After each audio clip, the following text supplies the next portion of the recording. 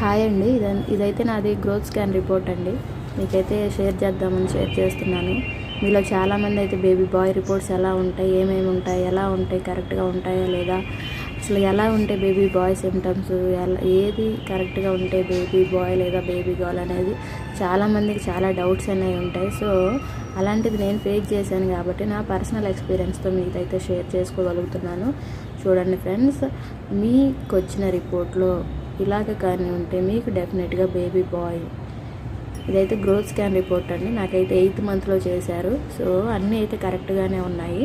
మనం foetal heart రేట్ని బట్టి మనమైతే బేబీ బాయ్ గర్ల్ అనేది అయితే 99% అయితే ఐడెంటిఫై చేసుకోవచ్చు.